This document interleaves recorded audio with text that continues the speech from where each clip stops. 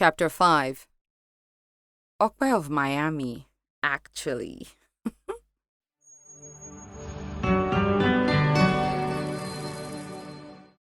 Okwe of Miami, noun. An aspirational addition to one's name, especially in relation to a dream city where the bearer hopes to live in the future. Use: Okwe of Miami has arrived. A quick disclaimer. Between the last chapter and this one, my goals have changed. So my chapter title changed to Goals. So kindly adjust accordingly. Moving forward, I will not answer you if you call me Okwe without my full title. Okwe of Miami. Put some respect on the name. You can also go with Okwe pounds or Okwe dollars for variety if you like. But just Okwe will not be tolerated. Wait.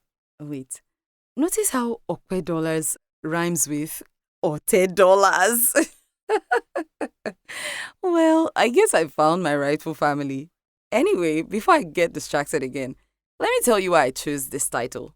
Why Miami? Why not Okwe of Ikoyi or Okwe of Toronto? And why did I change from Okwe of Banana Island?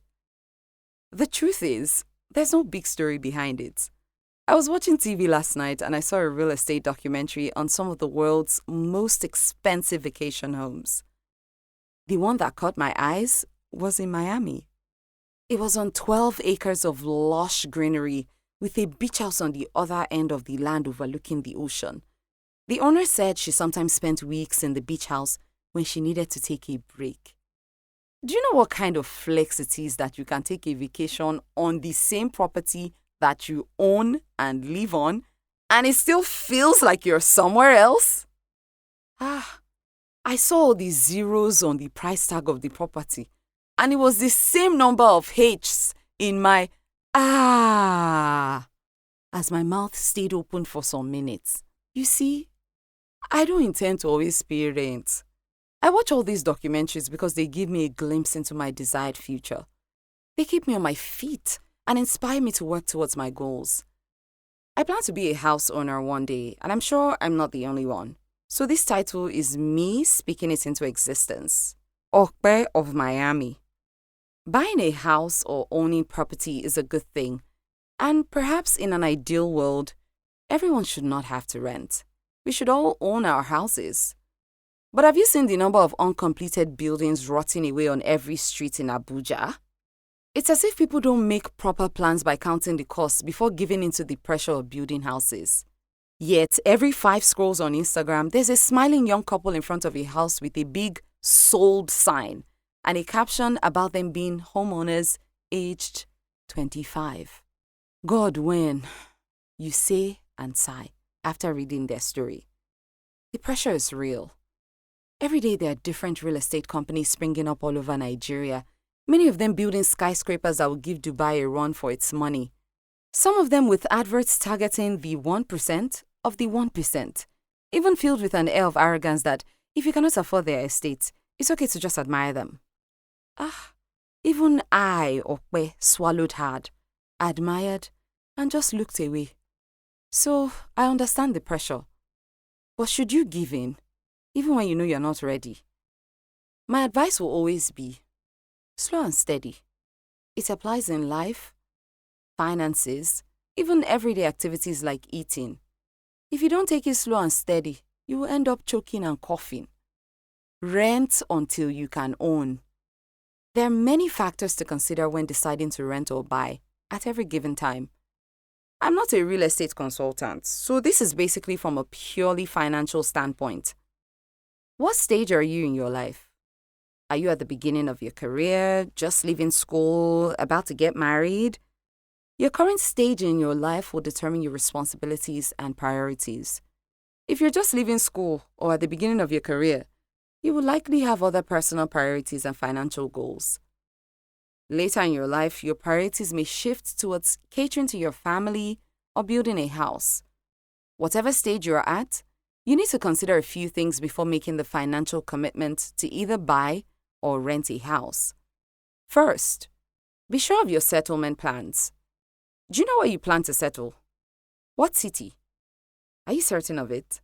If you are, then you can consider buying or building. If not, renting is a better option. Second, know your mobility level. Young people are not called upward mobile for nothing. And when you move up, you also tend to move around a lot. This is hardly the generation where many young people will be at the same job, doing the same thing for 35 years. So you need to ask yourself, do you prefer to be mobile and flexible at this time of your life? If you do, renting allows you to do that more. If you prefer to set up a base somewhere and you're sure of where, you can tilt more towards buying or owning your house. Third, finances. Listen to your pocket. What's your pocket saying? Are you able to afford a house at this point in your life? The entire building process costs tens of millions, from design to approvals to construction, finishing, fittings, interior decorating, maintenance. Are you ready? Even if it seems you're ready today, will you still be ready tomorrow?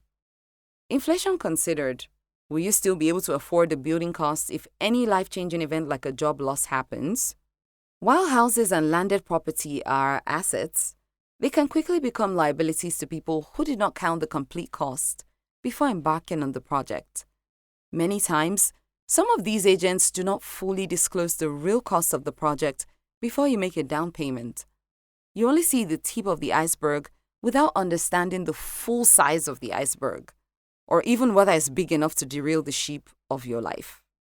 I'm sure you don't want to be one of those people who put all their savings into beginning the building project but did not pass foundation level. You also don't want to be someone who builds up to the lintel level, then you're unable to afford roofing or finishing.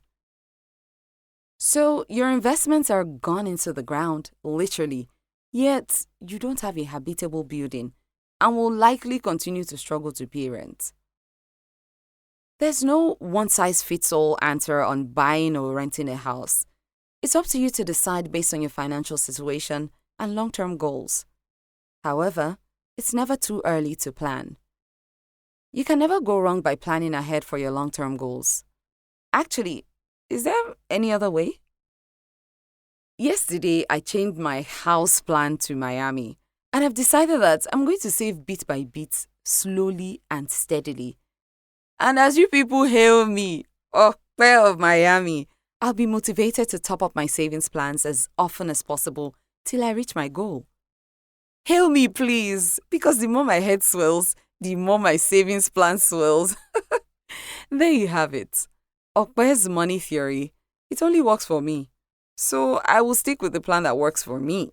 I will continue to rent my humble apartment until I can get my ocean view beach house in Miami. Once again, it's Okpe of Miami, Okpe Miami for short, or Okpe pounds, Okpe dollars. Whichever works best for you. Let's be guided, please. Love, Okpe dollars.